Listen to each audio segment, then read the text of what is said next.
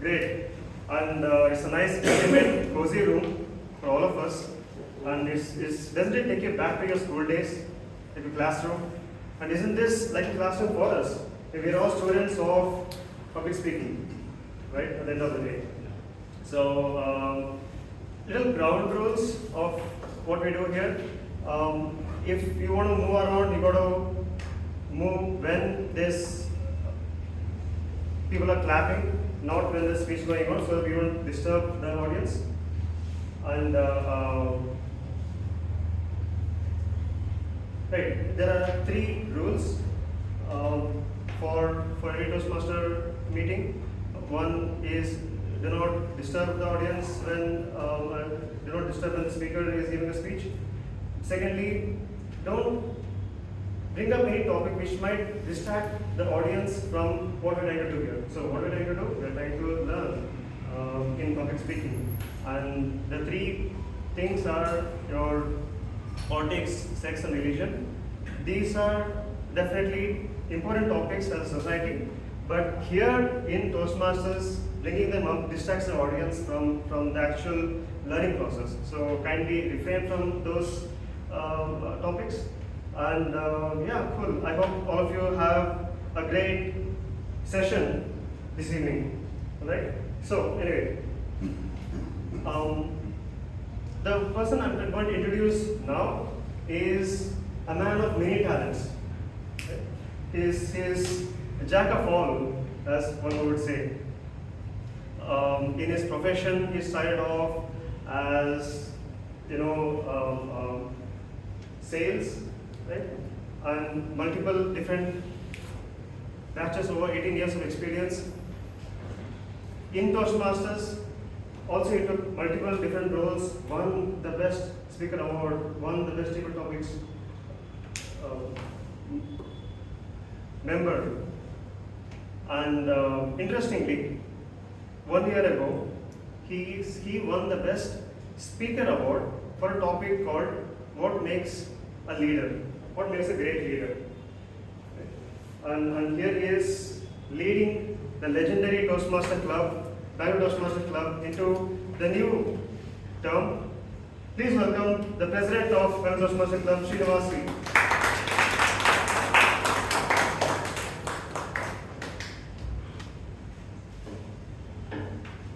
Thank you, Srinidhi, for a fantastic introduction. Welcome to Bangalore Toastmasters Club, which is the second oldest and one of the largest club in the country. Welcome to the legendary club of Bangalore Toastmasters Clubs. Today we changed the venue. You might be having a difficulty to address, but that is what Toastmasters brings us. Every week, a challenging topic, a challenging situations. How do we overcome? To begin a session, let me invite our secretary, Toastmaster Tejas Toma, to present the previous minutes of the meeting.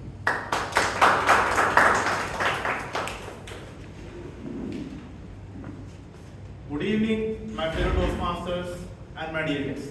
Good evening. So here are the minutes of the meeting number 1540. The meeting started at 6:30 p.m. and the members of our club sang Jana Gana Mana to pay the respects to our nation. The theme of the meeting was, what does freedom mean to you? And the word of the day was liberty, which means the freedom to act, speak or think as you choose. The members in attendance of the meeting were 33 and the number of guests present were 5. And the minutes of the meeting are as follows. The Best Speaker Award went to Distinguished Toastmaster Rajdeep Manwani. The Best Evaluator Award went to Toastmaster Vivek Vijayan. The Best Role Taker Award went to Distinguished Toastmaster Vijay Anand for the General Evaluator role. The Best Auxiliary Role Taker Award went to Toastmaster Suraj Rao, and the Best Table Topic Speaker Award went to Toastmaster Anirudh. True to the spirit of Independence Day, members came in dressed in beautiful ethnics and added vibrant colors to our celebration. Adding to the occasion, Distinguished Toastmaster Vijay Anand and Toastmaster Shreya Sadugol were awarded with the Best Dressed Male and the Best Dressed Female awards respectively. And and the meeting was adjourned at 8:41 p.m. With that, we come to the end of the minutes of the meeting. Members, is the minutes of the meeting is in the order? Yes. The minutes of the meeting number 1540 stands passed.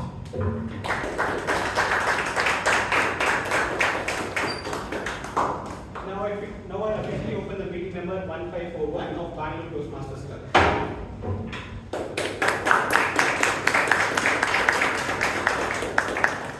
Do we have any first-time guests? Can you please stand?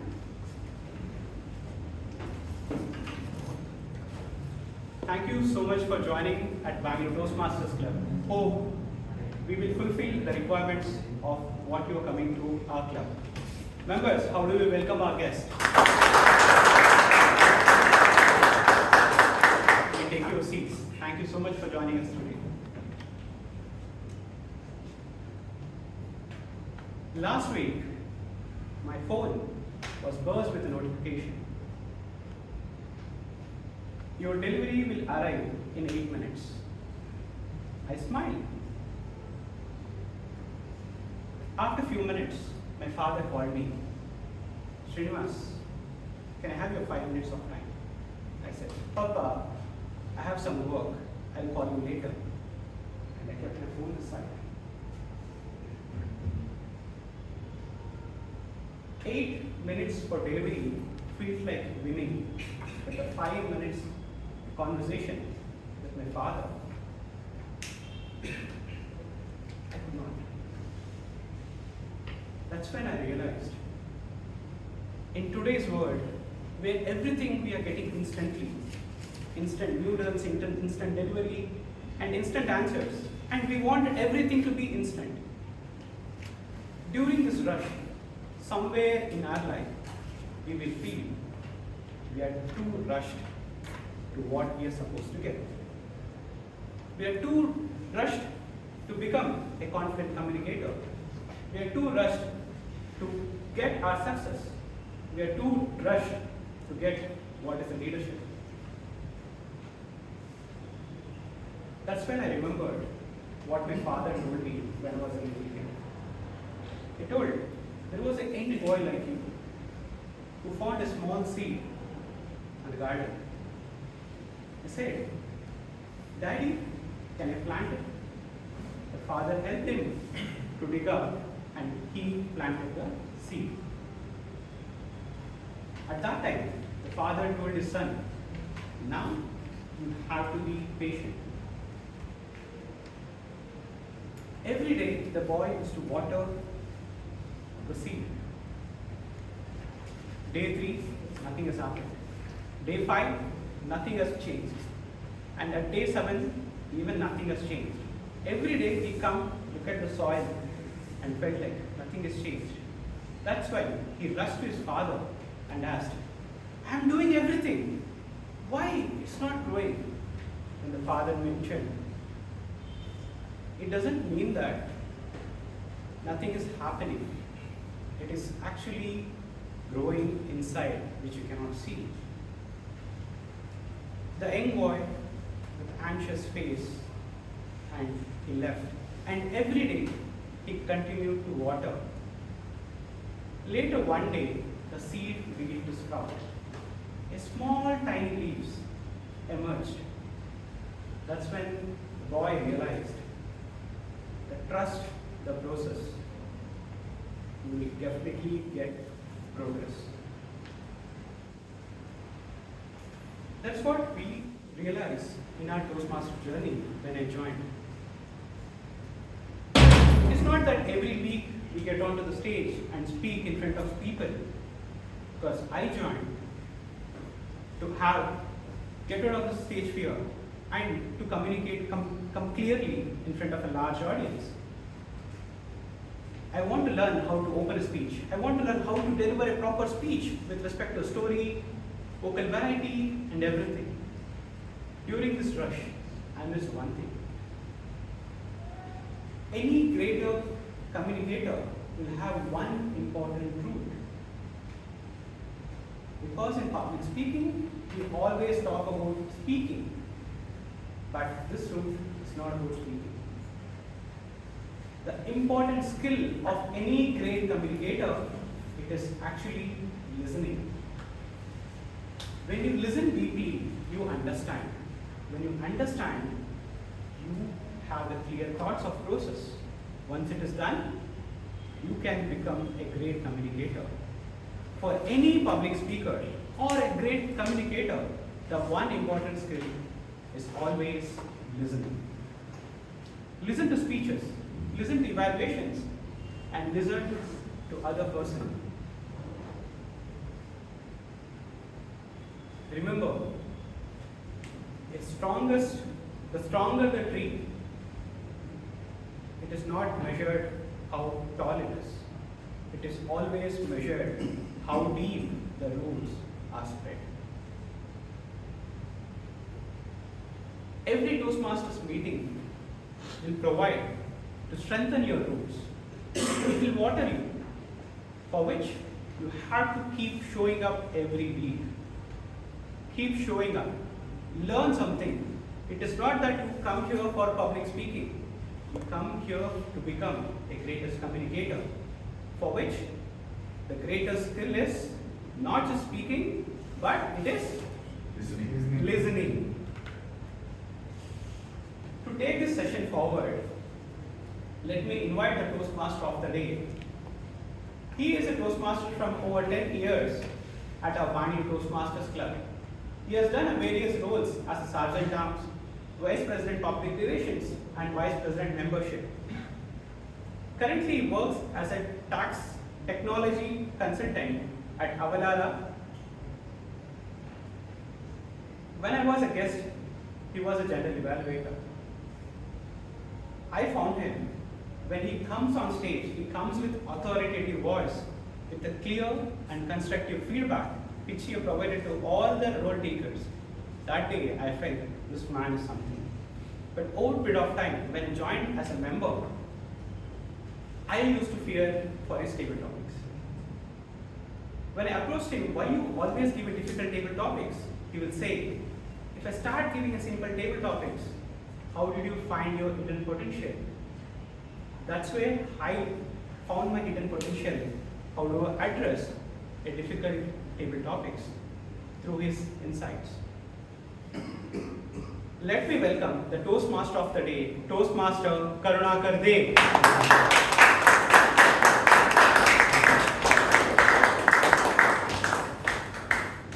That's going to remember which I don't give you remember. Good evening, everyone. Good evening. How are you doing today? Okay. Now, for next few minutes, I have an activity, and to have that activity to be succeeded, I want people at the back to please come up and occupy the vacant space in the front row. Quickly. You have 15 seconds of time. Which, yeah, you go there, they come in. We have two spaces here. Yeah? All set? Okay, I have an activity which will get you to lose yourself in imagination. Even the road takers, please put down your pen. G, sir, please put down your pen. Relax yourself up. Nothing on your hand, no device. G, SA, everybody. Focus for a couple of minutes. I want you all to close your eyes. And I'll tell you when to open. Everybody, I'm watching. And I'll report the people to the G if somebody has a time. All imagine that you have a relaxing time today. And I will also tell you when you need to open your eyes. Imagine you are standing on the 100-meter Olympic track in the final of the biggest race of your life. Please don't open your eyes. Imagine you are standing on the 100-meter Olympic track in the biggest race of your life. 8 lanes, 8 athletes, including you. The entire stadium is packed. You look up in the stands and there they are. Your family members, your friends, everyone who believed in you. And then you also spot your Toastmaster friends. They are on their feet, screaming your name. You scream your name in your mind now. They are on their feet, screaming your name. Come on, you've got this. Your heart is pounding. The stadium goes silent for a moment. Keep closing your eyes. The stadium is silent. On your marks, set, and bang, you're off. You explode out of the blocks. Your legs are moving faster than it ever had. You're not thinking anymore. You're flying. 10 meters, 30 meters, 50 meters. You look around and everyone else is behind you. The crowd is getting louder. Your Toastmaster friends are screaming your name. Go, go, go. You can see the finish line. 20 meters, 10 meters. And then you cross the line. You are the Olympic champion. The stadium erupts. Your friends are jumping. Your family is screaming. And everybody around you is celebrating. You are at the top. The national anthem is about to play. You stand on the podium holding the gold medal and looking at everyone who supported you. Now, tell me, do you have any doubts in your mind with the theme that is faster, any better? In the world where opportunities have an expiry date, speed creates advantage. Open your eyes now. Congratulations, you all, one of the winners. How's the feeling? Great. Great. So it is very important to understand that we do have limited opportunity, and I believe that speed, or if you have any doubt on if faster always better, we have a salesperson among us. Ask him if he doesn't reach out to a potential lead, he doesn't call them, the opportunity can be with somebody else. The speed thrives even there. The faster you are, the better you are. And even about our Toastmaster, we had our visionary father, Toastmaster Laljeet Medley, who founded Toastmasters International, who had speed, who had a dedicated personality towards enabling our club and our members to gain better in terms of speaking better, in terms of leading better. It was founded on 22nd of October 1924 in Santa Ana, California. We celebrated 100 years of Toastmasters. Now today, we have over 15,000 clubs and over 300,000 members globally. A typical Toastmasters meeting has three parts. The first part is prepared speech, where every speaker would have a designated speech, guidelines to be prepared upon, and they prepare their speech with the help of their mentor. The good part about Toastmasters is that everybody is assigned a mentor. You work with your mentor, you sharpen your craft, and then you deliver your speech. And a typical time duration is 5 to 7 minutes. The second part is table topics. I believe we do not have table topics today, but do we have any guests who attended the last meeting as well? Oh, brilliant. What's your name? Ramana. Ramana. Okay. Can you just raise yourself? Yeah. Can you explain some set of new members that we have here, new guests? What exactly is table topics? Table topic is like someone will prepare before and they give like a prepared speech. Yeah. So we give, thank you so much. Round of applause for everybody. As table topics, anybody on the stage, anybody from the audience can be called up on the stage and given any random topic to speak for 2 minutes. Today we do not have that because we have an education session coming up, because we have a contest coming up in a week or two, right? And then we have something called an evaluation session. Now, every single work which is being done by members, by role takers, by even volunteers who also assist our role takers, are being observed by somebody who is the general evaluator. And today's general evaluator, we have Toastmaster Ganesh Bhai. Put your hands up for him, please. I'll do a detailed introduction about him once we have him coming up on the stage, the related by from now. Now, to assist him in his role, there are three people. We have timer, accounter, and grammarian. And as a timer today, we have a person who is a very new Toastmaster.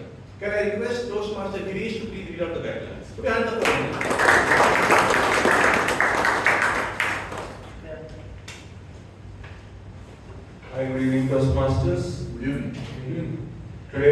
take the role of the timer. As a timer, it is my duty to time and record the duration of entire meeting and its individual parts. For today's meeting, the speeches will be 5 to 7 minutes in duration, and 5 minutes are about the green card, and 6 minutes the yellow card, and 7 minutes the red card. Since there is no table topics, I'll take it. Thank you. The job has just gotten easier today because we don't have table topic. Moving on. And the counter, we have a Toastmaster who runs the cybersecurity firm. He's been a member for 9 months. Can we have Toastmaster Manisha who does that? So we have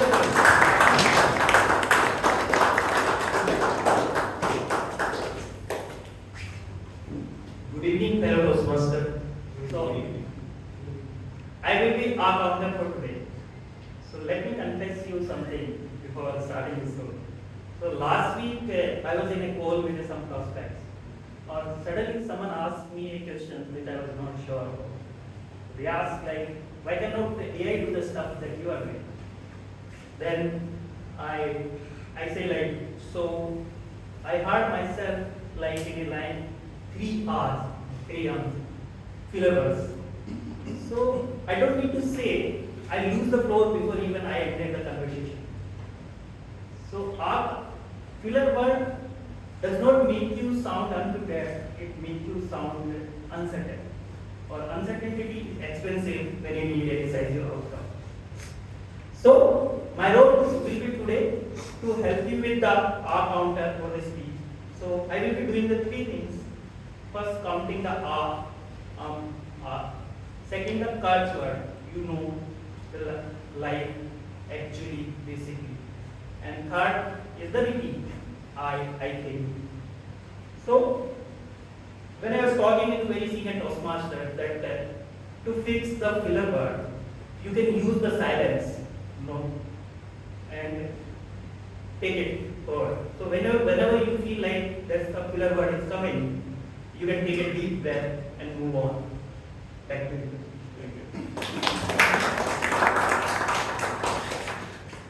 And as a comedian, we have a Toastmaster who has been a member for over a decade. He works as a regional sales manager with Silverport. Can we have Toastmaster Alok Simari come to guidance?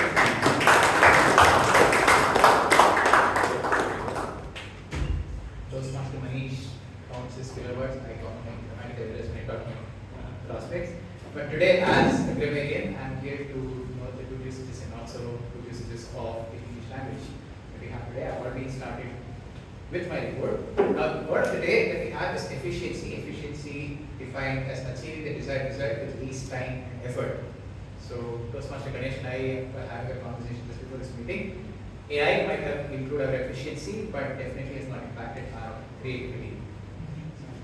As a note to that, back to you, Toastmaster Karnakar. I will be back with my report at the end of the day. Thank you. Okay, now we begin with the prepared speeches.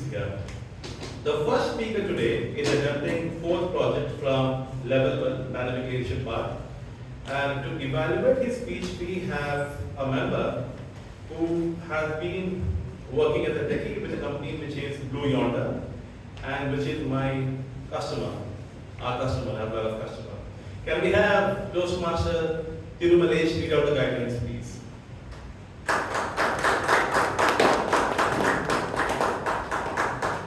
Good evening, fellow Toastmasters and guests.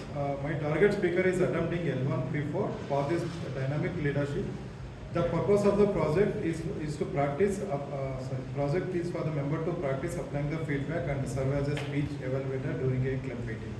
So, timer, please note that time duration is 5 to 7 minutes. So, all the best to the speaker.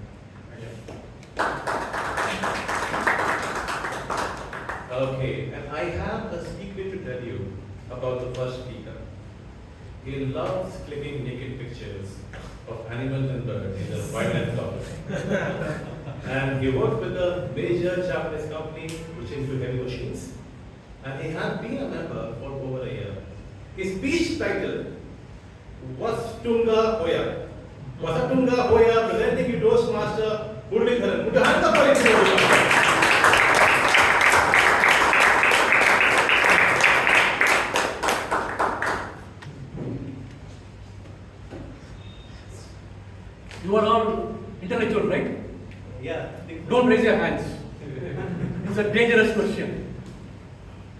Intellectuals mostly make bad decisions, sometimes foolish decisions. Good evening, Toastmasters and my dear guests. Good evening. Doctors smoke. Financial experts lose money. Dietitians eat junk food. Why does intellectuals make bad decisions?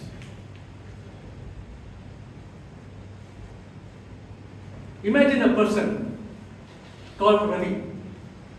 He goes to the job at 9 a.m., opens his computer, checks all the news in all the websites, including the gossips of the film stars. He checks his phone, then checks the WhatsApp, diligently replies to the good morning messages. At 11 a.m., he remembers he has a job. Meanwhile, the manager, I pity him. Ravi, complete the job. He is not at all bothered. 5:30 he goes home. Next day he comes. The manager thinks, Ravi, if you complete the job quickly, you can go home early. Within 1 hour, Ravi finishes his job and calls his friend, Macha, book a movie ticket. I finished my work. What changed? Same Ravi, same job. The incentive, reward. I went to buy a TV with a lakh rupees budget. I ended up buying for 1.7 lakhs all accessories which I did not require. The salesman had an incentive and I fell for it. I made a beautiful bad decision. Then comes the ego. You defend your decisions, right? The first is incentive, second is the ego. Myself and my wife were going to BRS, Kegudi. 40 minutes passed. My wife asked me, are we going on the right direction? Shall I put the Google Maps? Don't know, I'm confident, yes, we are going on the right direction. After 10 minutes, I ended up landing in a lakefront, dead-end road. 2 cows were grazing there. One cow expression, bro, you have come to the wrong place. Go back. I saw my wife. She showed mercy on me. Murli, let's go back. I lost 40 minutes. The decision, because my wife might be right, but I had to defend my decision, right? Like example, I bought a Google phone too, a costly phone. The same features available in another phone. My friend told, why did you buy this phone? Then I got another brand. But I was defending my decision as if I am the Google CEO. So the incentive and the personalized ego. In a forest, suddenly a rabbit was running. Seeing the rabbit, the other rabbit also was running. Then the deers are running, the foxes are running, the hippopotamus was lazy, it also ran. Then the elephants are running. The lion came, bro, stop, why you guys are running? Why are you following everybody? Everybody are looking at each other's face. They don't know why they are running. Apparently they found out the rabbit heard a sound and it ran. So the stampede, everybody ran. Just following the crowd. For me, you know Yes Bank stock? The whole of stock market, the financial experts, the stock analysts told, buy Yes Bank. If you don't buy, you will lose money. You will lose the opportunity to become wealthy. I followed the crowd, bought the stock, 400 rupees. After a week, the stock fell to 10 rupees. I made a beautiful bad decision. of buying Yes Bank.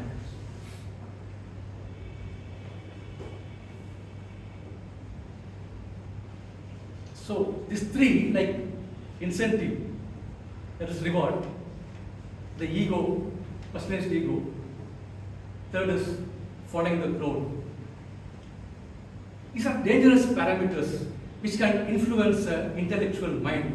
When these three things combine together, unknowingly, subtly, you are tend to make a disastrous decision, a bad decision. Next time, when we all make a decision, have these three checkpoints. Am I being rewarded? Or I am taking a decision due to my personal ego. Third, am I following the crowd? This will save you from making a very bad decision in a critical moment. And making a decision also is okay. But after making a decision, these three things will make you explain the 40-page PowerPoint slide why you were right. Acknowledge that. After acknowledging, let us tell us. Ego can blind us. The crowd can carry us. Incentive can bribe us. But we will be there, observe it, and take the correct decision. Over to you, Toastmasters.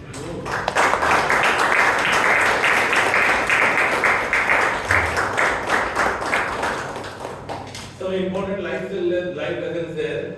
But Toastmaster, we have best advisor, financial advisor, who will also tell you to mitigate your loss going forward at Toastmaster. You can do that. Moving on, the second speaker today is attempting the first speech from engaging humor part. And this speech is going to be evaluated by a seasoned Toastmaster and a retired banker, Toastmaster Richard D'Souza.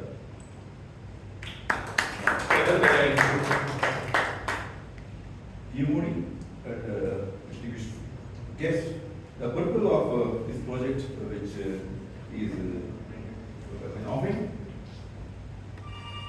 is to begin developing a collection of humorous stories and to present a speech that includes humor. Time limit is 5 to 7 minutes. Over to Toastmaster. Thank you. Now, this speaker is a student at St. Joseph's University. He is studying economics.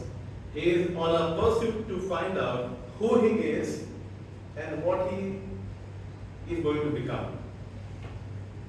Please welcome this speaker with a speech title, Lightning in a Bottle. Lightning in a Bottle, Toastmaster Abhinav. Put your hands up for Abhinav.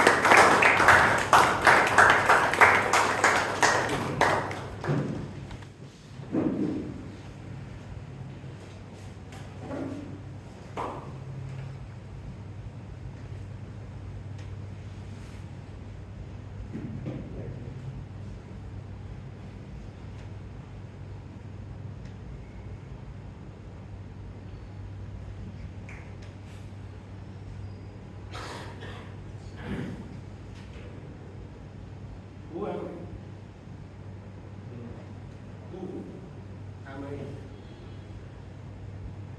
I am Abhinav Shastri, yes. But who am I? What defines Abhinav Shastri to me and to the eyes of everyone in this audience? I'm sorry if I sound like a character from Kung Fu Panda. I sound like Master Rookwe right now. But leading this project, it has rattled me for almost a few weeks now. The first 20-30 seconds of the silence during the speech was a test to myself, because during my time as serving as a secretary in this club, my window for humor was relatively lower. I couldn't make any jokes. My job was very simple. Deliver the required information that I had drafted, ensure that the audience knew what the meeting was in the previous meeting, and make my graceful exit and let the show continue. But that has shaped me into something I possibly couldn't imagine. Silence is one of the biggest enemies that I faced. What are you guys thinking? I'm really scared. You guys could be thinking anything. I mean, you could be judging me right now with the clothes I'm wearing. You could be thinking the recipe of pav bhaji. I don't know. You could be thinking how to impress your mother-in-law. What are you guys thinking? I'm scared. I can't bear this silence. What's the best solution here? For a novice speaker who cannot handle the silence, the best solution is to naturally use a crutch and make it convert that crutch into an engine itself. Humor. When the VP here asked me to pick a path, any path, I was hesitant. I couldn't decide between dynamic leadership, motivational strategies, and in the end I thought I'd find myself comfortable in this path. In the end, I did. Unfortunately, it has made me go down this path of using humor as beyond just a crutch word. Yeah, one joke in a speech, good. 3, 4, funny. But beyond a certain point, you're just becoming a stand-up comedian. You cannot deliver a message without the use of humor, then you failed as a speaker. And I was on that path, and I realized that multiple times during my college debates, anything. I couldn't deliver any serious topic without the use of humor. Now, that's not a problem inherently, but I couldn't do it, and I wanted to know why. Which brings me back to level 2, project 1. Discover your sense of humor. When I first read about this project, I tried to understand what this is about. What do you mean, my sense of humor? Who do I want to be? Who am I? What defines Abhinav? How does he speak? What's his type of humor? What does he say? Is he charismatic? Is he silent? Is he talkative? Is he annoying? Is he trying too hard? Is he trying too little? What is he doing?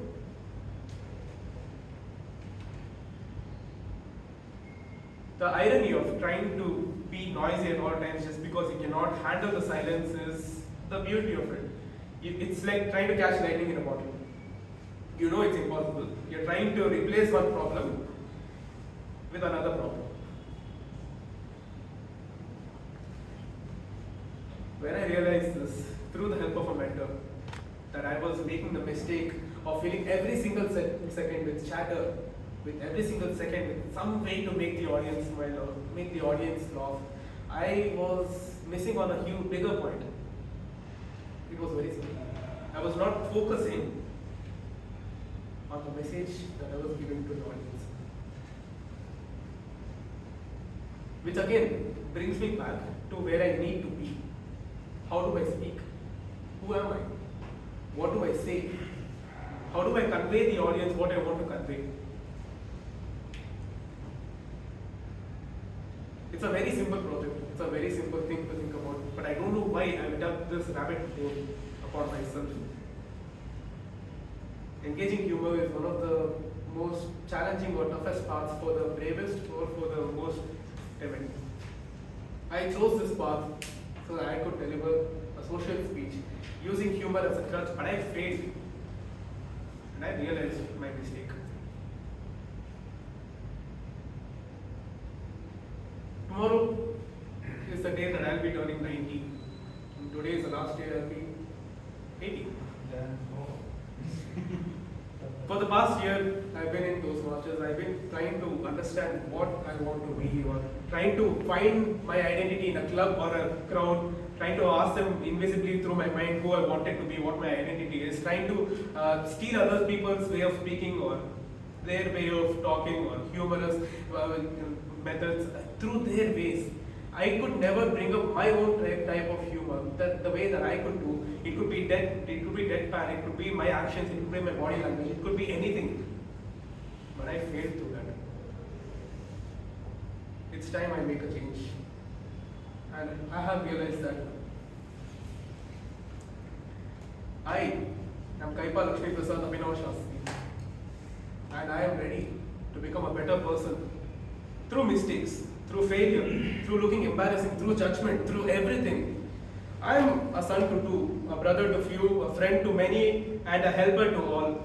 And I am ready to change, because if you don't want to become an example for the lightning in a bottle, where you're chasing the impossible, then you fail. It's a piece of chalk, but you get the idea. I leave you with this one simple message.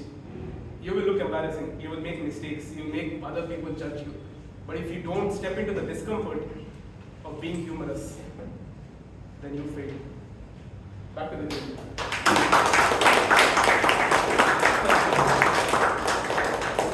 Step into the discomfort phase is the message, everybody. Put your hands up for a minute. The third and final speaker today is adapting project one from level 2, persuasive influence path. And to evaluate this speech, we have a Toastmaster, who is again a Toastmaster for over a decade. He works with Bosch Global Software Technology as a software architect. Can we have Toastmaster Abhay to lead us ahead? Mr. Toastmaster, fellow Toastmasters and guests.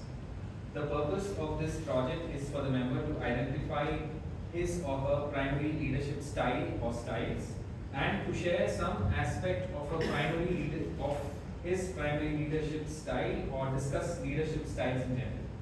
Time number, please. Time is 5 to 7 minutes. Back to you. And all the best. Thank you. This speaker has been a member for 2 years. He does some kind of moonlighting as well. He works with PwC as a senior analyst, and he also has a firm where he unlocks the value of tech entrepreneurs. He guides them towards banking space as well. He's coming up with a speech title, Who Approved This Offsite? Who approved this offsite? We will know more by Toastmaster Mahesh Lokesh.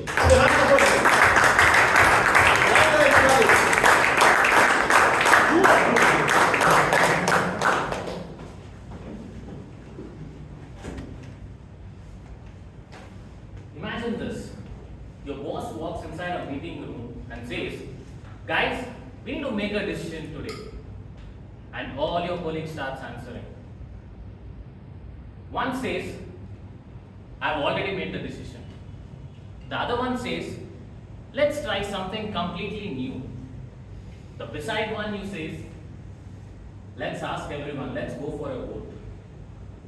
And the last one person who asked the boss is, do we have the approval to make the decision? Good evening, fellow Toastmasters and my dear guest. Good evening. 4 people, 4 leadership styles, 1 decision to be made, but made none. This was exactly my mindset after taking up the leadership style assessment. I had strong traits in innovative, democratic, and coaching leadership styles, with all equal scores. Now, can I call myself innovative, democratic, and coach? Maybe, maybe not. Let's find out. Deep down, I tried to connect the dots with my assessment. And I figured out something interesting. If I used to connect these dots with my corporate offsite, maybe I could figure out all the leadership styles with one of my colleagues. So without further ado, let's dive into my corporate offsite. It was a beautiful Friday evening, and we finally reached a resort in the outskirts of Bangalore. It was slightly drizzling and mountains surrounded around the resort. As soon as we got down of the bus, my manager asked, Mahesh, what are we doing this evening? My friend beside, Arjun, the democratic leader, he comes up with, sir, let's ask everyone. Let's know about their thoughts and what do they want to do as an activity. After 15 minutes, Arjun comes back with 15 different activities. One wants to dance, one wants to swim, one wants to work, and there's always the last one who says, I'm fine with anything you guys decide. Which usually means you guys decide, at the end I won't agree upon you guys. Then we have our innovative Vikram. Vikram suggests us, let's try something innovative. Why don't we do a treasure hunt or a blindfolded object course? Now, a relaxing offsite just became a Survivor corporate mode edition. That's innovation. You always question the status quo and ask, how can we do this better? Then we have Akash, the authoritative one. Guys, we are playing cricket. Just cricket. No voting, no brainstorming, no Google Forms. Just cricket. Now, this is also an interesting leadership to watch out because Akash is very clear in his decision and is taking a decisive action. Next, we have Prakash, not the past secretary, but my colleague, a bureaucratic leader. If it's cricket, do we have the equipment to play? Have we booked the ground? What if someone gets injured? All valid points. And then he pulls out a 14-page policy document. At this point, everyone are just staring at each other's faces. Because you can't say no to a policy also. And after 30 minutes, we finally successfully compiled with the policy. Then there is me, the coach. I asked everyone, how can we make this work today evening? Is there an activity where everyone can come together and make this happen? I think that's what a coach needs to be. A coach doesn't mean he needs to have all the answers. He helps people discover their own answers. For instance, one of your colleagues in a meeting has an idea to pitch in, but is a bit introvert and bit hesitant to speak. Now, what might an authoritative leader ask? You need to speak up. A democratic one? Is there anything you want to add? But a coach will always say, I know you want to add, you have a brilliant idea to add in. Go for it and I'll support you. Now that's what people need. It's not that people always need someone to push them. They need someone to believe in them before they believe in themselves. After this assessment, I figured out that there is no one such leadership style which goes for all the situations.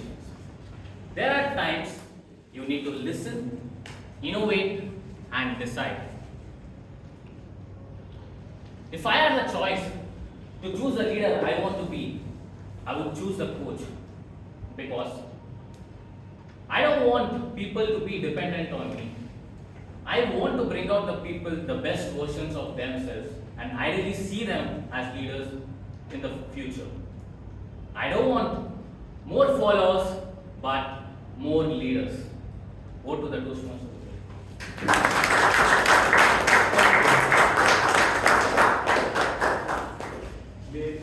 Maybe we will let him plan offside next time to see how vivid ideas and creativity brings in.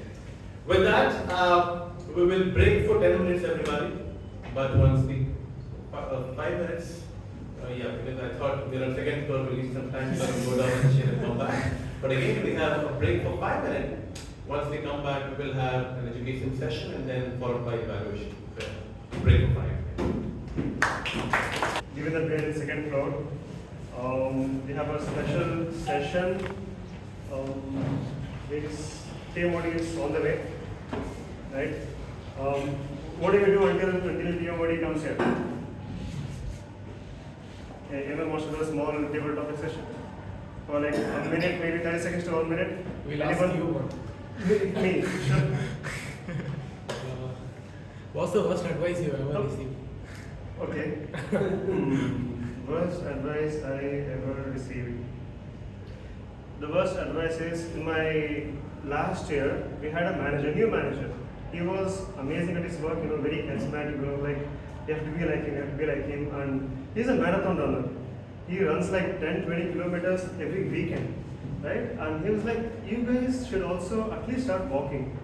And I took his inspiration, I took his advice, and I walked all the way from Indranagar to Kingeri on Friday. I don't know what happened to me that day. I left office at 6 p.m. I reached at 11:30, 12. With breaks and oh my god, when I reached home, my mom was like, what is wrong with you? There were bruises all over my feet. I could see the marks like burnt out, my soles were gone. It was crazy. So and she had to, bring hot water, treated me like a small, I felt so bad. And workplace, all those things. But yeah, that is one of the best advice. Good advice, but the way I implemented was maybe you should have some practice beforehand. So efficiency. Right? And that TMOD is here. Let's give him a hand.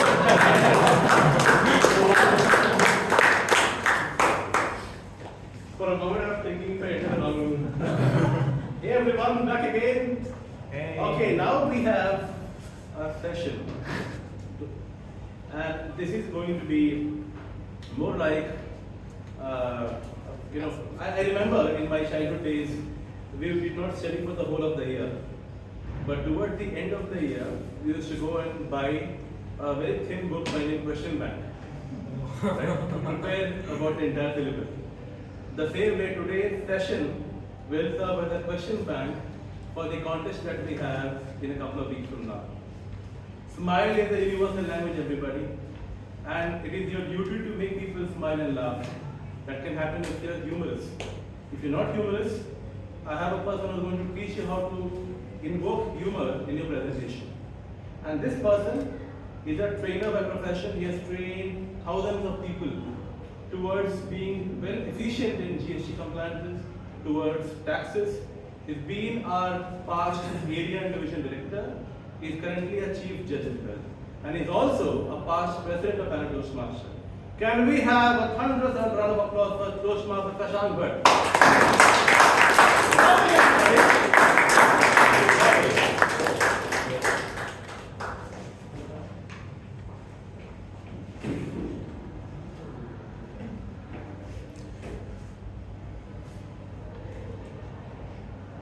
Good evening.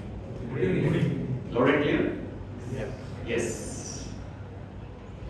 Before I say anything, how many of you here have taken part in a Toastmasters contest? Raise your hands. Very few. Any contest anywhere else?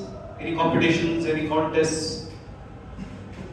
Have you ever thought, I performed really well, but I didn't win because the judges were bad? Maybe the case, maybe you thought about this. Maybe the judges were biased, or maybe the judges did not get what I was trying to say. We came across a lot of things like this to make ourselves happy. We thought we were good, others were bad. This is what we came across. So today's session specifically is on how the judges look at, what the judges look at in a typical humorous contest speech. Now we have the contest coming up soon. When is the date? You remember? 9/11. 9/11. This 11th of September, we have the humorous speech contest at the club level. Members, how many of you are willing to take part in the humorous speech contest? Only 3, 4, 5, 6. Hands are going up slowly. Others, what is the reason? Why do you think you are not taking part? Is there eligibility level? You have to finish level 2, level 1? Nothing. Any member can take part in a contest, humorous speech contest. We have level 2 eligibility only in international speech contest. For table topics, evaluation or humorous speech contest, there is no eligibility limit. Any member is eligible to take part, right? So today what I will do, with my experience as voting judge, chief judge, training the judges on what to look at in a speech, I will share those secrets with you to tell you what exactly the judges look at and what you should focus on. Because I have practically encountered this. I have seen a humorous speech, a wonderful speech. We laughed our donkeys off every time. But that person did not win. Why? because as per the judge's ballot, as per the criteria, he did not fulfill few points there, he lost the points there. Funniest speech still did not win. On the contrary, I have also seen cases where it was decent, but he still won because he scored in the other categories. So while we think humorous speech contest should be very funny, people should laugh, roll on the floor and laugh, etc., it is not only that, it is all the other criteria which we will look at in today's session. And at the end of the session, I will also give you quick tips or must-haves in a humorous speech so that when you take part, focus on these elements. Right? Have you seen a Toastmasters humorous speech contest ballot? No, because we simply speak, we don't know what we are getting evaluated on. For example, our pathways projects, we had 3 speakers today. We know the project guidelines, we know what will be exactly checked in our speech. But at a humorous speech contest or any speech contest, we have a lot of criteria like this. While it may be, maybe it's not very clear, we will read out for you. And we have separate snippets for each category as well here, so no need to worry. This is how the ballot looks. This is what the judges will use to mark your speeches. If you observe, there are 3 main categories: content, delivery, and language. This is there in almost all the contests. The marks scoring range will differ, but we have content, delivery, and language. What is content? Our basic speech, our actual speech, the draft script which you write, and how we deliver. That is the content bit. What about the delivery bit? How we deliver the speech. There are cases where you see people stand like this and speak, or not very body language, gestures, etc., eye contact. That is about your delivery. And what about language? The basic language that we use. There are multiple categories under these as well. Let us start decoding them one by one. The first one, content. Majority marks is under the content bit because it has 55 marks points out of overall 100. You have got a total of 100. Out of 100, 55 marks is for the content. So if your content is really good, amazing content, your English is bad, how many marks will you lose then? If you look at this, language is only 15. You speak in butler English, but people understand what you are trying to say. They may cut 10 marks out of 15, but you may get 50 out of 55 here because the content is good. Right? So what happens in content? There are 4 subcategories under content. The first one is the speech development. This is what we follow at our Toastmasters Club. L1P2. What is L1P2? Writing a speech with purpose, with typical opening, body, conclusion. Your speech should have an opening, a body, and a conclusion. It should not be a series of one-liners. This is the common mistake which people do. You look at a lot of stand-up comedy videos before the contest. You pick one joke from each stand-up comedian. You come and present it here. While the jokes are good, where is the opening, where is the body, where is the conclusion, what is the story that is telling your speech, what is the message you are giving the audience? Nothing. You make them laugh, thank you for that. Other than that, it will not serve any purpose. Right? So when you come to speech development, it is about how you structure your speech, your organization, that is a proper opening, body, conclusion, and the support material. What is support material? If you narrate a point, justify the point. Why did you share that point with us? Is there fact to prove that point? Is there some logic to prove that point? Justify that point. What is the support material that you are presenting in your content? That comes under the speech development bit. What about effectiveness? So I'll just cover this, then we have details in the next slide. Effectiveness has 10 points. What is effectiveness? You have achievement of purpose, interest, perception. Was your speech effective or no? Did the audience enjoy the speech? Enjoy laughing is secondary. Did it connect well with the audience? This is the main point. Did they interpret it the same way you intended to speak? Did your speech connect with the audience? This is effectiveness. What about speech value? Again, 15 marks. Speech value, your ideas, logic, and original thought. There are a few contestants who try to exaggerate too much. They say, no, what does that mean? Something happened, but they exaggerated in such a way that you say, oh wow, but we know it's all nonsense. So if there is no proper logic behind the speech, while exaggeration is required, we'll cover that in some time. While exaggeration is required, is it logical or no? Is your idea original or no? Because a lot of times when you watch stand-up comedy, I tell you, the judges will know, because they will be judges at various other contests as well. Maybe, we don't know.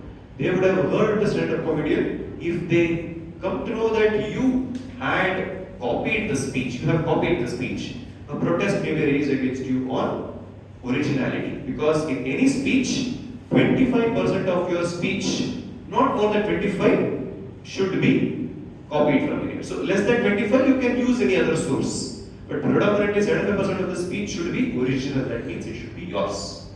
You can use a story. You can narrate your example message through the story. But if the entire story which everyone has heard is the entire crux of your humorous speech, then the judges may either mark it off or there may raise a protest. This is what we have seen as the trend over the last few years.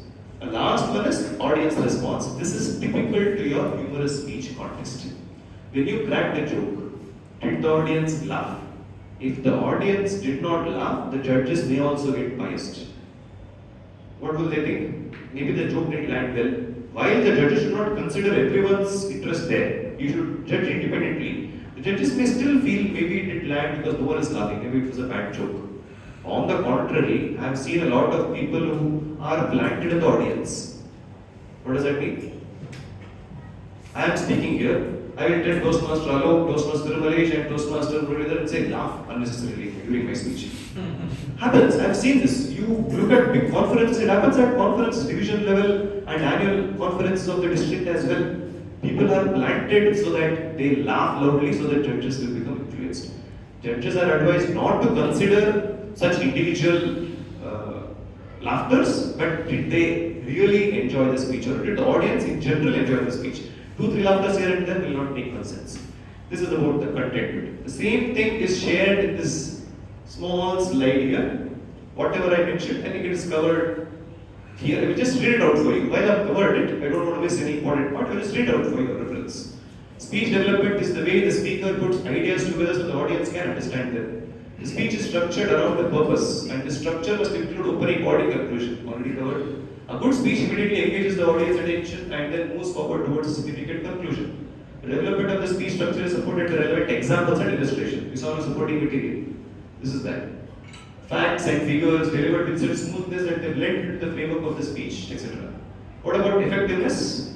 Second category is measured in part by the audience reception of the speech. Did the audience connect with your speech or no? But a large part is your subjective of how the speech came across. It's specifically on the judge's judgment, basically.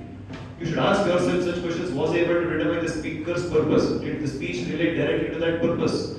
Was the audience interest held by the speaker? Was the speech subject appropriate for this particular audience? What does this mean here? You may talk about some technical subject which not many people can connect.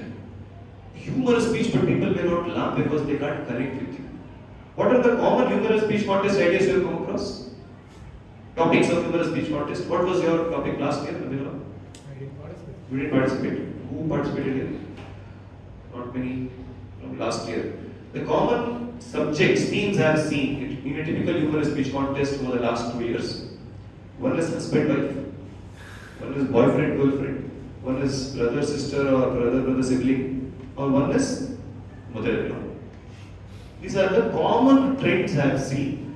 You know what I did? I took inspiration. Now, I have never taken part in a contest. I am putting that as a disclaimer right now. You may think, how can he talk about contests without taking part in a contest? I was not eligible over the last 2 years. But I have seen, judged, and trained on how to judge. I have specifically come across a lot of points, and now that I am not able to take part, I am collecting ideas. I can leak some matter with you of my humorous speech contest script which I have already written for next year when I am eligible to take part. The theme revolves around my mother-in-law.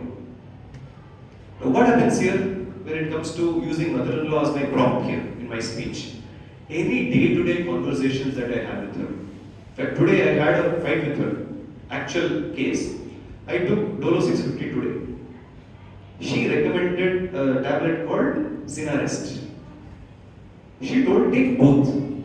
I said, no, we can't take both because Dolo 650 is 650 mg of paracetamol. Sinarest has 500 mg. I checked in ChatGPT before talking to her. I told her, it will be overdosed, it will damage your liver.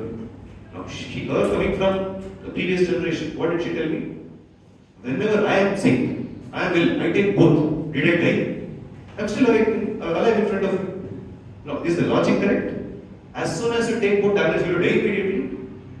She will not understand the long-term consequences of this. Now, how do I interact with her? This is one example in my speech. Your day-to-day lives, your day-to-day conversations, your day-to-day examples can be part of your speeches, and that is how your effective speech can be delivered. Anyway, coming back to speech value, the speaker says, what did you take away from my speech? What did you learn from my speech today? While it's not a typical international speech contest to make it motivational or with a lot of gyan, even at a humorous speech contest, how can you make it informative? How can you leave the audience with a message? With my mother-in-law example, it's not a series of one-liner jokes as I mentioned. At the end, I will conclude by saying, irrespective of how much I complain about my mother-in-law, I am standing here only because of her. Because of that green color, yellow color, red color drinks that she prepares when I am not keeping well. I may hate it, but I drink it. That's what is keeping me alive today. So I will conclude with such examples like this. A message to you. So you may hate someone, but look at the positives out of that than only complaining or cribbing about that person. Something like this. So I'm still developing my speech. That is how your speech value can be identified. Audience response, as I mentioned, is about audience laughter and did they really enjoy your speech or no. This is about the content bit, which has majority of the marks, which is 55 out of 100. Quickly moving on to delivery, which is 30 points out of 100. Again, delivery is very important at the humorous speech contest specifically, because when you have to crack jokes, when you have to communicate with the audience without body language and some bit of vocal variety, you can't connect with the audience. You would have seen P.T. Vijayanand's education session on body language, when he narrated about how he met a girl first time and she was 6 feet huge. Required, 6 feet. So we'll connect saying, okay, she was so tall. This is required. But trust me, I have seen some humorous speeches. I should not take names. He was a division level contestant. I attended an online club meeting. He gave a speech to practice before the division contest. So he went on the club level, area level, division contest. His speech was literally this. So, online setup, he was standing and speaking.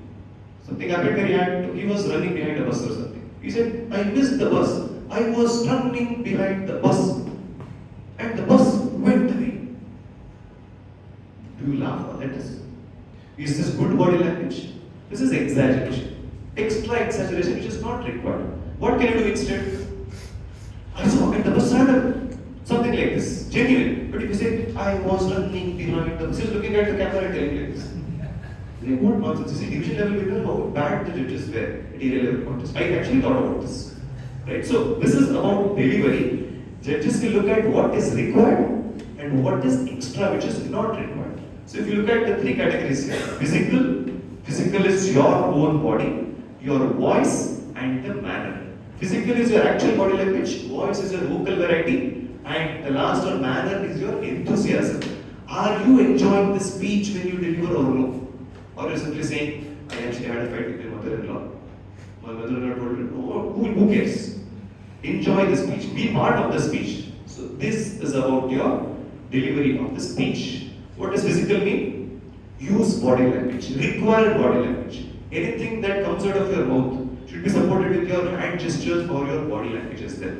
You can say, it was so cold outside when I went. This is okay. Or it was huge. Okay. But as I mentioned, this dramatic, extra dramatic sometimes will not work. What about voice? Especially at humorous speech contest, as I mentioned, if you deliver a speech without vocal variety, the jokes will not land. Any speech for that matter, but specifically when you have humor in your speech, you should change your voice, pause before you deliver the punchline, only then the jokes may land. Humor may land. So how effectively you change your voice? Because I have seen people who speak in the same monotonous voice, but speech is brilliant. They will lose marks in the voice, they will lose 10 marks. The judge may give 3, 4 or 5 out of 10. Doesn't mean he's disqualified because he didn't change the voice. That's the crux of today's session, right? You may not score in one aspect, but there are other different aspects where you can overscore the other contestants. Your target is to focus on all the parameters here. One or two parameters you lose, it's okay. But make sure you compensate with the others. So voice is about your change in vocal variety, pause, power, pitch and pace. Use this in your speech. And the last one is manner, which I told you, enthusiasm. You should enjoy the speech. Sometimes I have seen speaker is cracking a joke. He himself is not able to control the laughter because he genuinely is recollecting that incident. He's laughing in front of all of us. This shows that you are enjoying the speech as well. So your speech should have proper enthusiasm when you speak. And the last one, while it's only for 15 marks out of 100, it is the language. And language has 2 points. One is appropriateness, one is correctness. See, we are Toastmasters here. We expect decent decorum, decent language to be used here. In case we use a lot of slangs or regional languages which the judges may not interpret correctly or judges may not connect to, you will lose marks in the appropriateness. Right? I have seen, have you heard, DTM Kishore? KVM Kishore? Yeah. I was a contest master, I believe, when he took part in the international speech contest at the division level. If he had won, he would have gone to district level. Brilliant speech. His international speech was humorous actually. At that point of time, 3 years ago, we did have a humorous speech contest. Brilliant speech. His speech was on his journey in trains, something like that. Where a train, where a shopkeeper will come and say, "Kadeka." That's how he started his speech. Very authentic, very genuine. We could relate to it. But the challenge that was hybrid setup there, the judges were not from. Few judges were not from India. They didn't even understand what he was trying to say. When the speech was good, the language that he used did not meet the expectations of the judges. You may get judges who may not know the language which you are using here, other than English, if you use any slang. Better to translate and tell in that case. But if you translate, you lose the charm. So this is about language, and last one is about the grammar and the correctness of your language. Your pronunciation of the words, the actual grammar has very less weightage, which is fine. Sometimes people may have different accents as well. Right? Depending on the states they come from, they have different accents. We are not saying the different accent is bad or you will definitely lose some marks there. There are chances that if we can't connect well with the slang that you are using, we may lose out a couple of marks. That's it, not more than 5. This is about the correctness bit. Whatever I mentioned, I think it is clearly specified here. Last part of this presentation, how many minutes do I have? 5 minutes. The last part of today's presentation is some must-haves in a humorous speech contest. You may have prepared for the upcoming contest. You may not have even started. You may not even have made up your mind to compete in the contest. But it is not too late. You go back home tonight, you will get some idea. Develop that idea, that is your humorous speech contest speech. What am I talking about?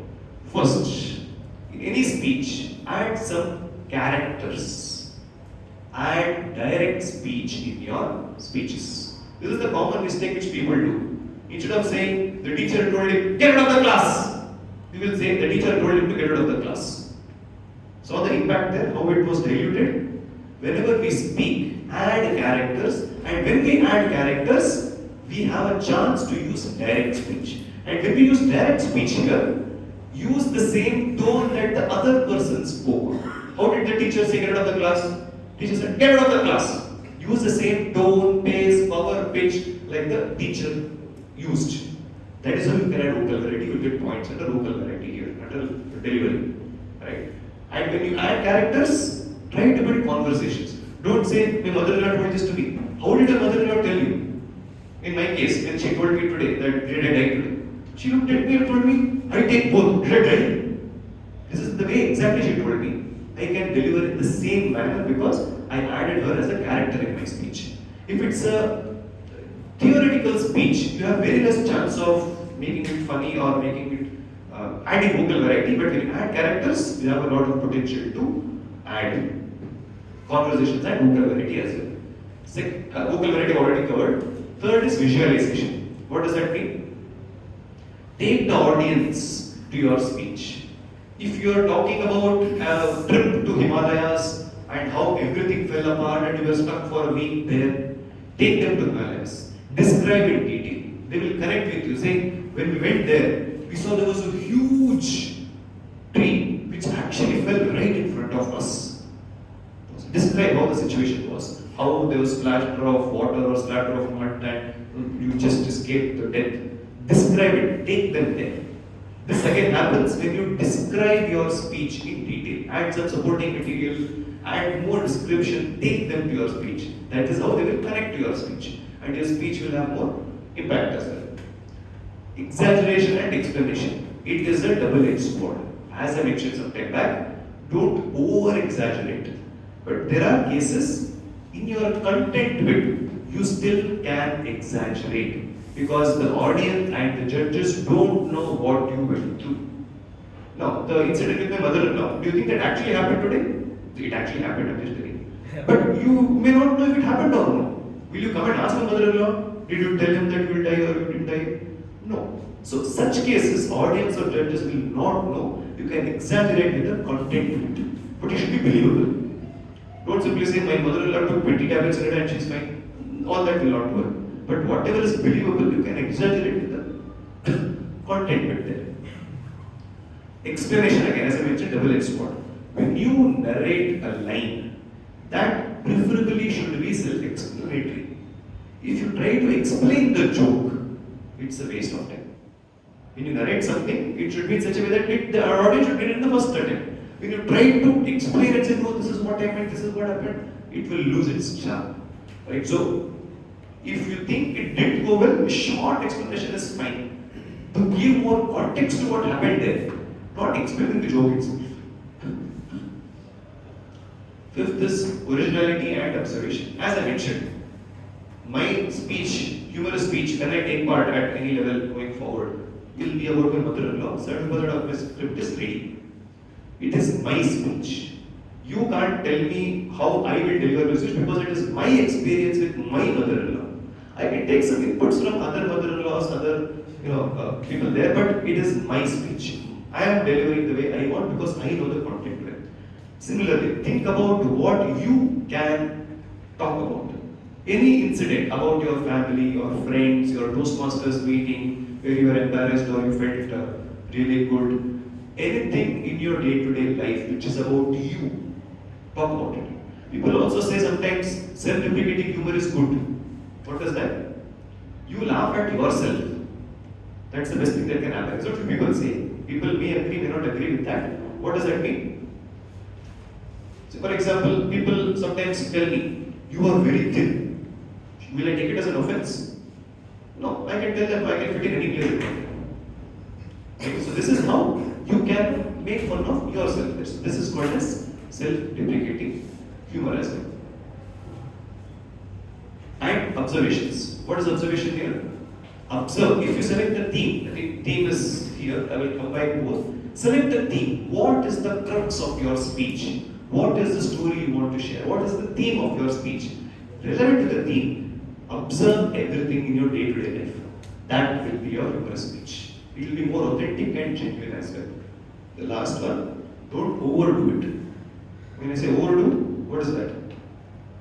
Overdo the delivery bit. Don't add extra language there saying, don't add that fake accent there. Don't overdo your delivery. Don't hype up your content too much. Whatever is relevant, I think that would make more sense. I'll give a small example of how a speech can be delivered well. I'll end in 2 minutes. Did you watch the speech by Toastmaster Srijit, who won the humorous speech contest at District 121 last year? Did anyone watch the speech? No. Did you watch the humorous speech contest winning speech from District 92 by Toastmaster Pavitra Ravishankar? She spoke about her husband, her marriage. She came dressed as a bride for the contest. Traditional bride with all jewelry, hairstyle, makeup, everything was set. So round 1 of the marriage, what happened? Round 2 of the marriage, round 3 of the marriage. She used the stage, she changed voice, she made fun, made us laugh. This was her speech. But Toastmaster Srijit's speech was about Toastmasters ourselves. He made fun of a distinguished Toastmaster not fun, but how courageous and how confident they are as Toastmasters. I'll give an example. Toastmaster Abhinav, because you're looking at your phone. You are sitting there. Let us say Toastmaster Alok is giving a speech and Toastmaster Viresh is evaluating Alok's speech. Alok, while he is delivering his speech, Viresh is supposed to listen to Alok's speech. Is sleeping. You are sitting right in front of Viresh. How would you narrate this as part of your speech? I would probably summarize to Viresh about how his speech was. No, not to him. You are delivering a speech with this example. Alok was giving a speech, Viresh was sleeping, behind him was the evaluator. This is a part of your speech. How would you deliver this? I would start with his speech, make his speech, make it seem somewhat legendary, the way he's doing it so well and how he's building it to such a great level. Then I'll make it into a deadpan humor kind of a way where I shift the scene to Viresh sleeping, and I would make it so that the audience finds it funny and humorous while also revealing the whole scene of what's going on. Okay, you understood what I said, context. What did Toastmaster Vijay do in the district finals? He said, Toastmaster actual speech, not word to word, but actual, this was the speech. Toastmaster Praveen was delivering his speech at the club level, at his club. I could not listen to his speech because my air conditioner was making weird noises. Then I realized it's not the air conditioner. It was DTM John who was evaluating his speech. And even worse, DTM John was the evaluator of the speech. And when the speech was done, I was anxious. I had anxiety attacks saying, how will DTM John go and evaluate the speech? But then when DTM John went on stage, he started saying, can we have a wonderful round of applause for Toastmaster Praveen who delivered a wonderful speech. Toastmaster Praveen, you delivered a 3-course meal about this. One recommendation from you. You could have used the stage then. And you could have done this. That's that generic feedback which you may get. Ended this. So a simple situation like one speaker was speaking, an evaluator was sleeping. He linked that to air conditioner not working because of the weird noise. And then it was not air conditioner noise, it was him snoring. That is how he corrected and he won the speech. So his point was the confidence that some Toastmasters may have, who may go on stage and ace it. And then the speech followed how DTM John took a break and then started and all that. So this is how the speech went on and he won the speech.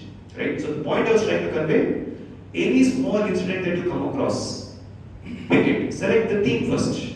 Select the theme, build on it, add examples, observe, make a note of all the examples, have proper structure and deliver. It should not be a series of one-liners. Right? With that, I hope my speech was of value today.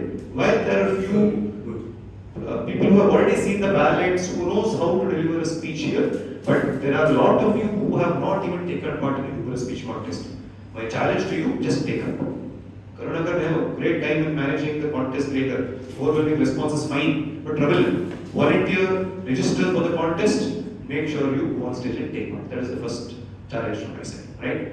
With that, thank you very much. While I want to be here for some questions, we are out of time, so I'll take some questions at the end of the meeting. I'll be here for some time. You can discuss with me one-on-one. Thank you very much. Back to you.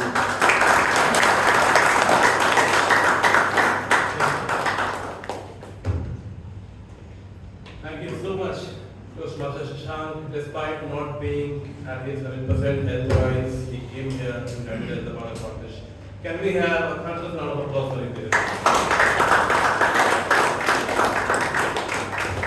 Thank you. Moving on, it is the session of evaluation.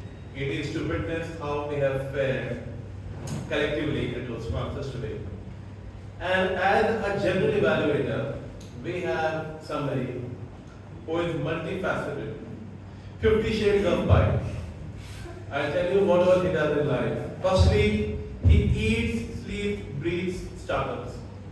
He bails out a startup out of any problematic scenario.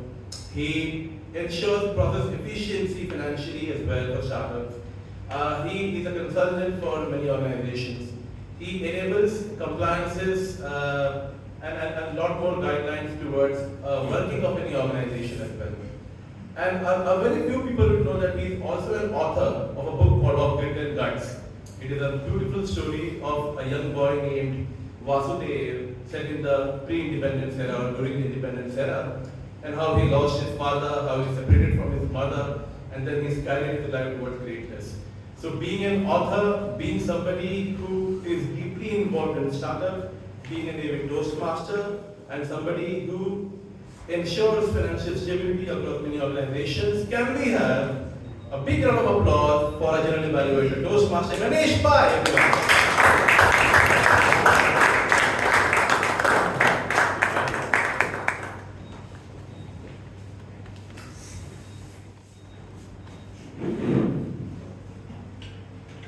So Toastmasters and guests, a very good evening. Good evening. Now since Toastmaster Day, Karunakar has spoken about my less known fact about being an author, maybe I'll just take you back how it all started and connect it with the theme as well. So 5 years ago, I had a sort of inner calling to chronicle the journey of my father and thought, let me write a book. But the closest I had ever come to writing was emails in office. So definitely I needed help. So I joined a writing course. So the first few sessions in the course, the instructor would tell me, hey, watch this movie and tell me how you felt. One week it will be edge of the seat thriller. Sometimes it would be a tragic movie. It would be an inspiration movie. Should also once in a while ask me to read some books and share my experience. So I was doing everything but writing. So I think after a few weeks, I almost sort of lost it. And I said, I want to talk to you. So we had a one-on-one. And that day I asked her, Madam, what are you doing? I want to write a book, but other than writing, you are getting into all. She said something which was very profound. She said, Ganesh, before you write, I want you to be prepared for writing. I said, what does it mean? She said, writing is not just producing a document. You are here to tell a story. And when you want to become an author, there are techniques, there are skills like foreshadowing, like similes, metaphors, flashbacks, fast forward. All these things are what makes you an author and a compelling storyteller. And that was really something which I thought made a lot of sense. And then I surrendered myself to the process and eventually went on to write a book. So Warren Buffett had said very famously, 9 mothers cannot produce a baby in 1 month. So I think fast is necessary, but not always. So that's my take on that topic. That said, let's quickly jump into the proceedings of the meeting. And first to come on the stage was acting Sergeant Arms, Toastmasters Srinidhi Rao. He literally had a heavy lifting to do today, whichever way you look at it, because today's meeting was leveling up, right? On the second floor. So carrying a bunch of things on the second floor, ensuring everything was done very well and on time, very well done. Plus, like the way he started the meeting, right? Entering it with lab, so just to amp up the energy, very well done. And also a classroom example, honesty, right? I mean, that's what most of us would have felt, right? Sitting here today, it almost took us back to the classroom. And to think of it, amazing, Toastmaster Srinidhi. And also I like this cameo when Toastmaster Karunakar was busy doing a lot of things outside, and to fill the gap, he nicely had on impromptu table topic. Very well done, good presence of mind. Few things which I think you can work on. I guess flow was little missing, especially when explaining the instruction in terms of switching off the mobile and all those things. Would have been a little more free flowing. And I think when you introduced President also, it almost sounded you a bit unsure. You asked, you are in sales, right? I mean, it almost as though you were not sure in order to check. Good if you could rehearse some of those things very well in advance and deliver. But all in all, very well done, ensuring we didn't really miss the Ashurvad experience. Can we all give a round of applause to Sergeant?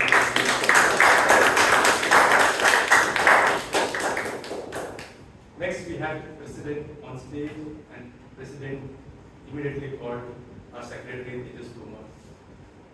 This one role, I always felt that whoever is stepping into the role is taking it to the next level. And I always used to think, what else you can do in this role? It always looked to me like a very standard role. But Toastmaster Tejas, the way you have elevated the standards, really hats off to you, right? I wasn't there the last meeting, but I could vividly visualize the whole proceedings, starting off at 6:30, then Independence Day, the winners, the singing the national anthem. Everything was so well explained in that short span of time. Really well done. I mean, honestly, you're really taking it to the next level, and very well done. Just one nitpick, when you had to say these were the winners, you said these are the minutes. That's just a nitpick to ward off an evil eye, so that your good streak continues. Very well done, Tejas. Let's give the applause.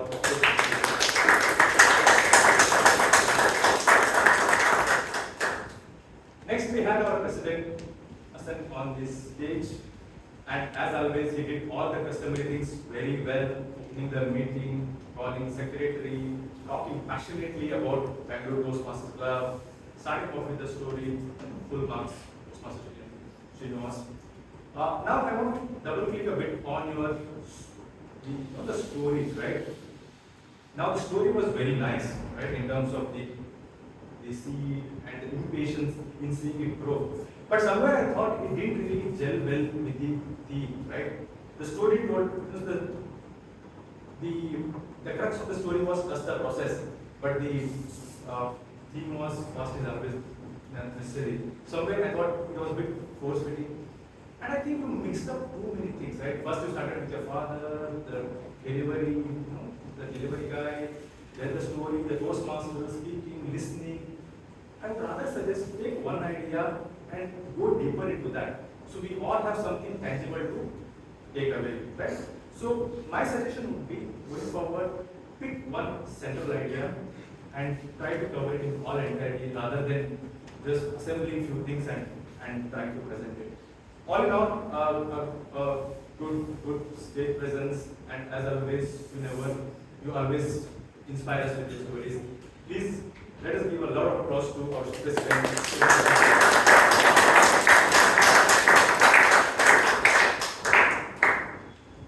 We'll now go into the prepared speeches, and let's see what the evaluators have to say about it. Our first speaker for today was Toastmaster Muridhar, and his speech is being evaluated by Toastmaster Tirumalesh.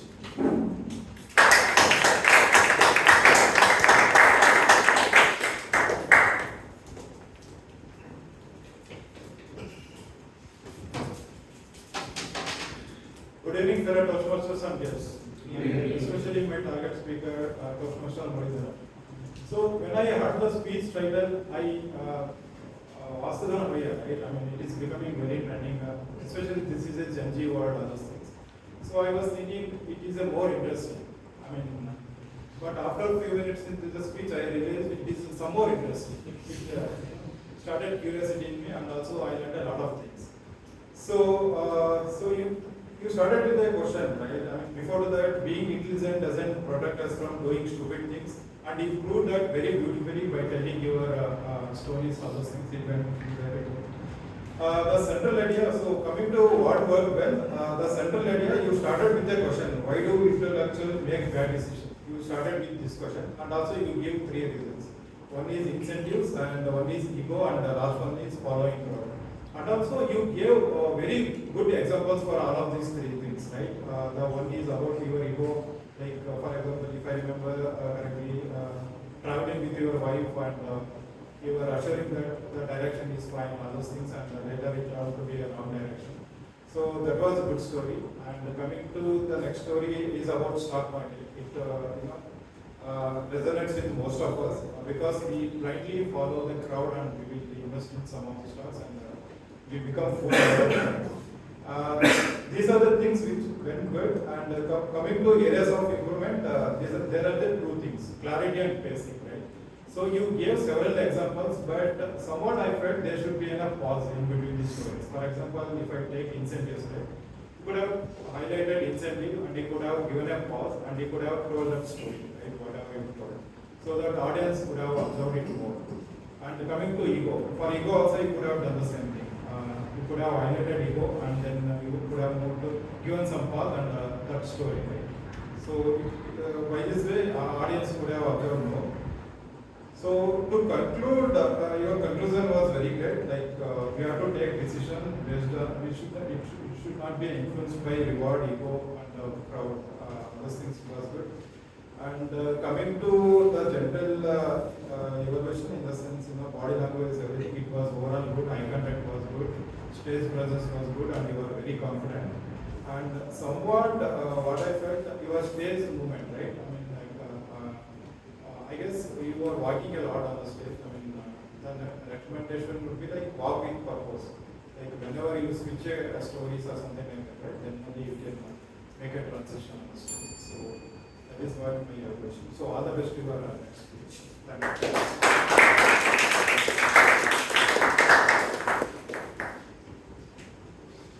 Nice speech and very nice evaluation. Let's give both a lot of applause.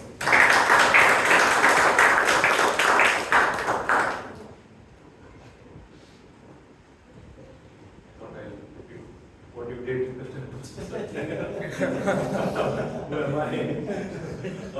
Our second speaker is Toastmaster Abhilash Shastri, and this speech is being evaluated by Toastmaster Secretary.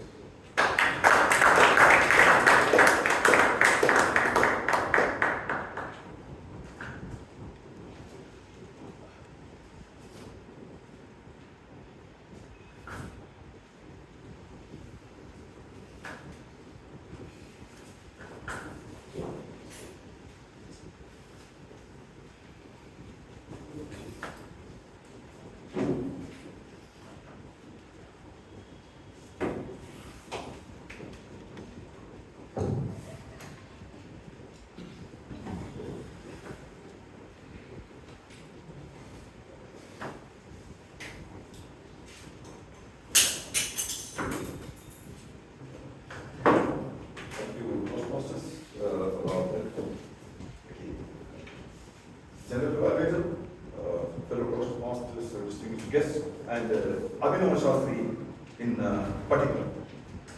Congratulations to you for treading uncharted territory of humor. Yes, it's very difficult to make people laugh. First of all, the long pause by which you started your speech, you confused the audience, people were looking what he was doing, and this is a very good example of vocal variety. Second, your personal experience of delivering the minutes of the meeting. Yes, the project deadlines postulated either it should be having an anecdote or it can be a personal experience. You did it with the personal experience. Kudos to you. Third, your message, if not humorous, you will fail. That was the Martin message. It was a good conclusion. You were very confident, and the pause which you gave a good chance for the members to absorb your message. Then all the people were very much eager to hear what you were telling. And your connection with the audience was really good. Just to take your speech to next level, I would like to give you a few suggestions. First is, anecdote would have been better, but your experience of reading the minutes of the meeting, it appeared to be too short. Next, you went to your mentor, how you adopted key suggestions in delivering future minutes of the meeting, you didn't tell it. Third, in one sequence you say whether the silence crutch can be used as a crutch. And again you say, in other words, if you don't use humor, you will fail. There is a dichotomy.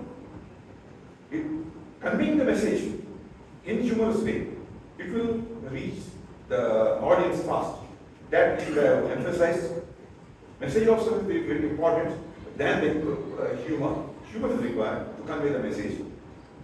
Overall, a very good attempt, and we would like to hear more and more speeches from you. A big round of applause to the speaker, Alina Osha.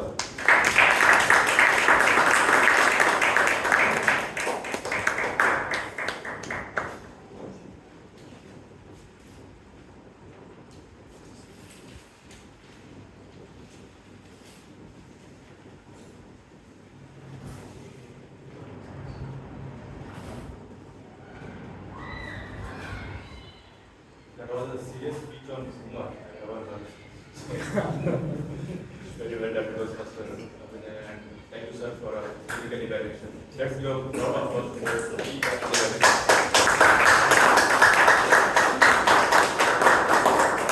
Next up, we have Toastmaster Mahesh. Let me call his evaluator, Toastmaster. Bye.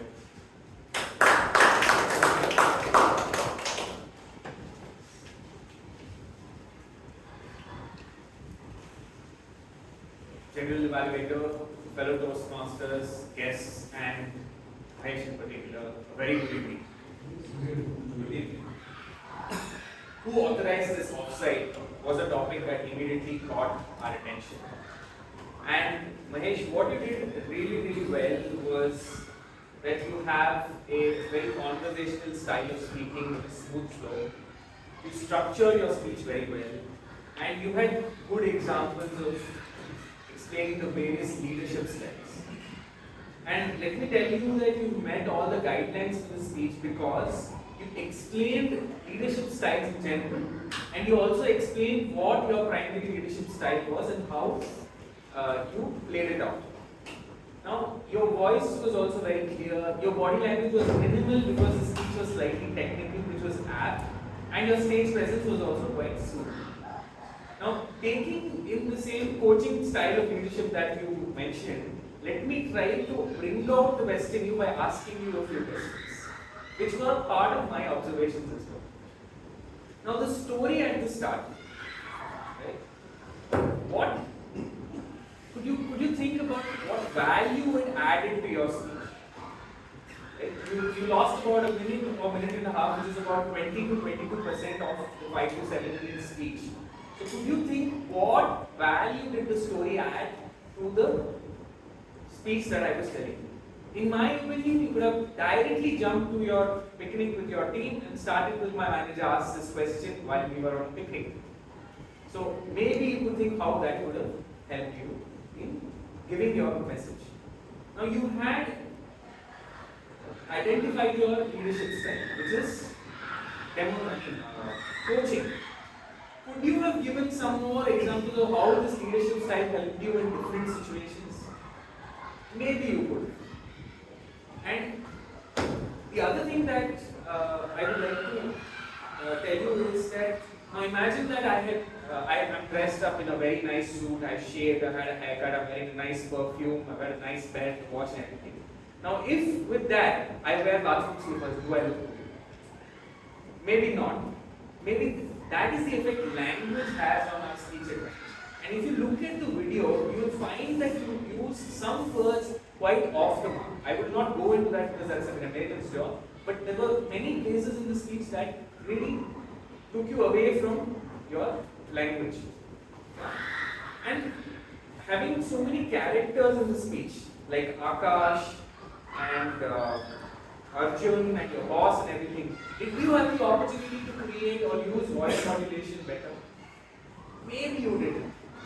So, in saying all this, you also had an opportunity perhaps to create an acronym like ACID: authoritative, innovative, democratic, and coaching. So, with this, I would say what your story helped you, using or summarizing using an adjective, and creating characters and using language. With this, I hope that your speech turns out to be much better next time. What do you think?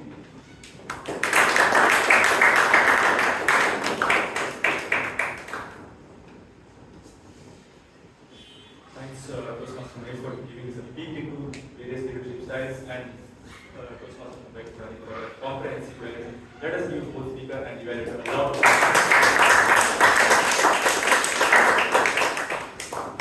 Now let's come to the Sutradhara of today's meeting, Toastmaster Karunakar Dev. I don't know how many of you know Toastmaster Karunakar Dev has done MC as a profession for a while, right? I mean, he's someone who has done this in the past. So what we got to see was someone who has mastered that craft and that was visible. Because his energy levels throughout the meeting were amazing, right from the start, throughout the meeting, he ensured there was never a dull moment.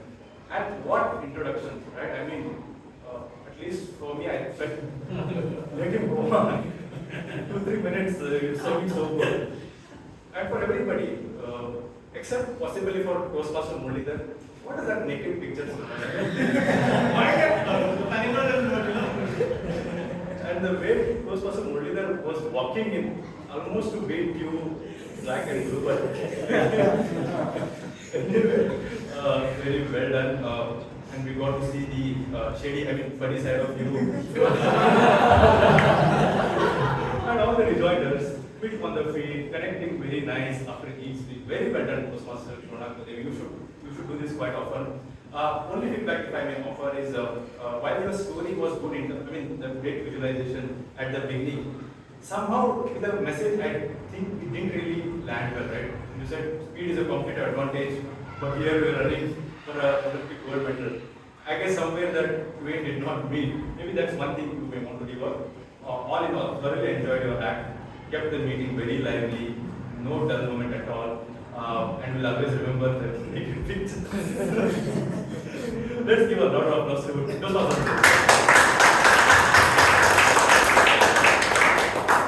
Time to turn spotlight to my tag team. Let's start with time of the day, Toastmaster Girish.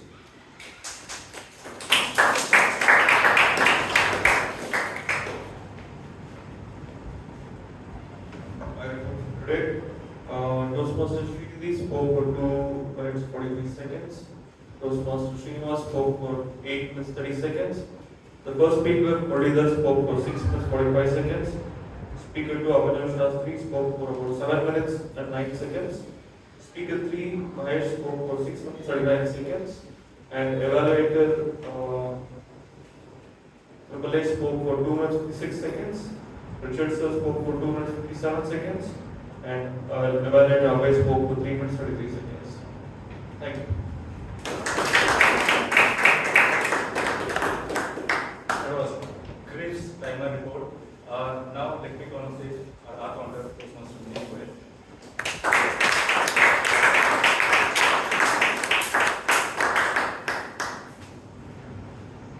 For an counter report today, Toastmaster Muralidhar used 1 filler word. Toastmaster Abhinav used 2 filler words. Toastmaster Triple used 5, including filler words. Toastmaster Richard used 3 filler words. And Toastmaster Abhay used 1.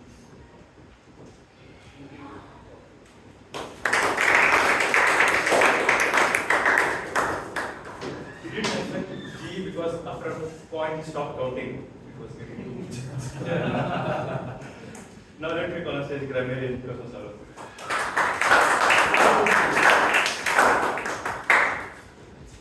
I think we had 2 brilliant statements during the course of the meeting that talked about the importance of language. One, Toastmaster Okay, one Toastmaster Shashank basically said you can have great content and then language would be the ice for the cake because it's about 15 points out of a total 100. So your content needs to be good and grammar is on the ice for the cake.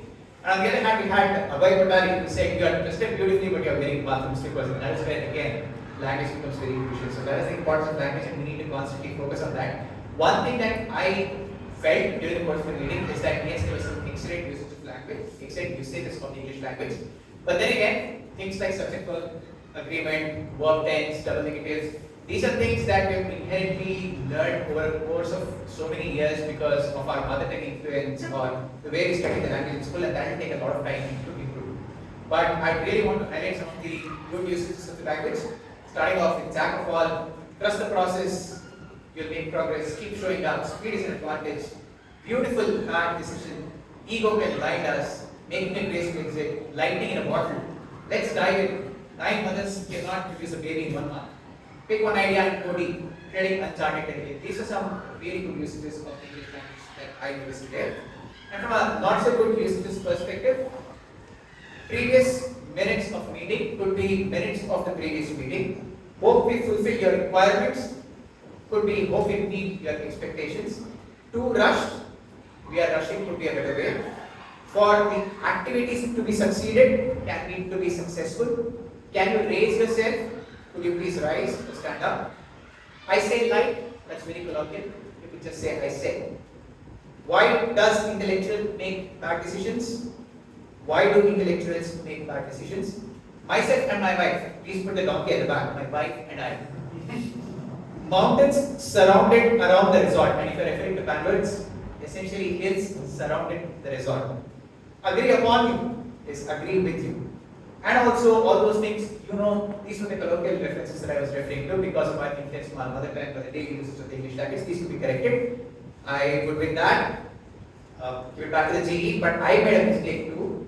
I did not count efficiency. How many of us use the word efficiency today? If any of you use efficiency, please raise your hand so that we can make a note of that. It is there. Yeah, so I think the okay, sure. So that was a miss on my part. We have Katie who has used efficiency. It's been very efficient. Back to you.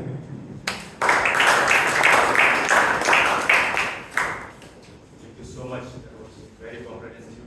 Friends, all the tag team members for 90 minutes, meticulously have listened to all of us on the stage. And in the age of so much of distraction, to be listening is amazing. Let's give a loud round of applause. With that, I come to the end of the evaluation stage. I thoroughly enjoyed meeting and really looking forward to next meetings. Thank you so much. Back to Toastmasters.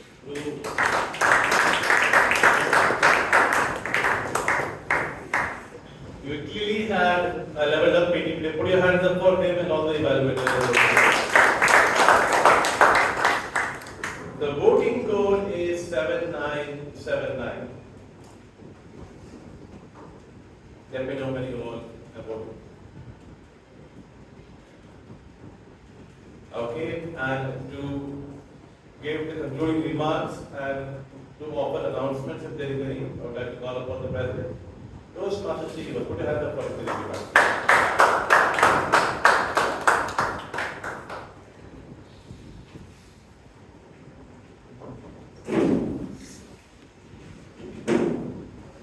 Thank you. A big round of applause for all the role takers. Our dear Modi.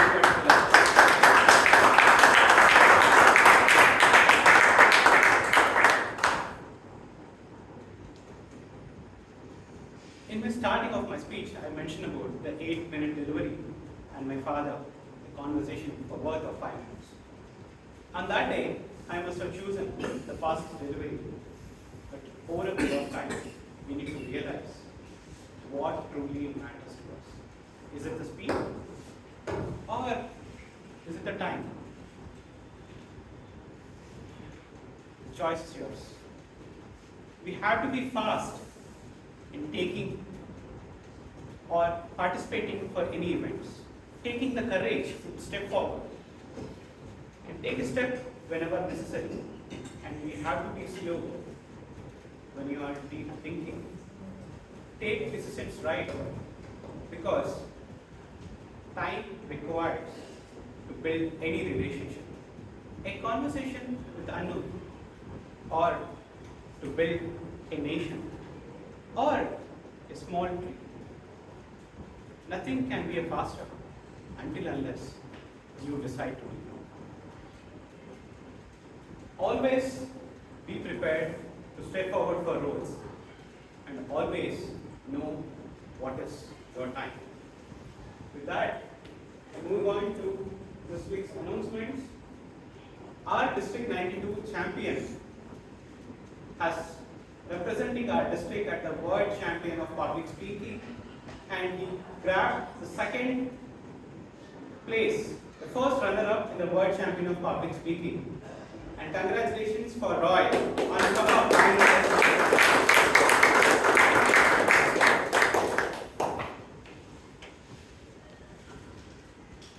Moving on to the awards for this today's evening. The best auxiliary role taker award goes to Alok Sinha.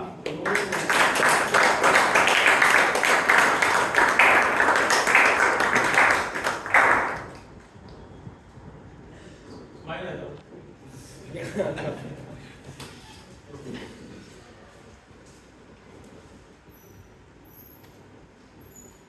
The best role taker award goes to our KD bro.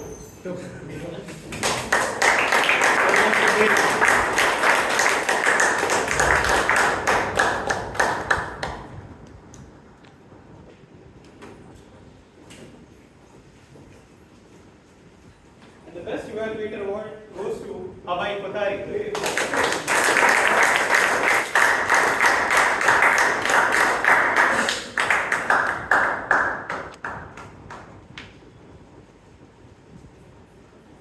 And the best speaker award for tonight goes to Toastmaster Muralidhar Rajendran.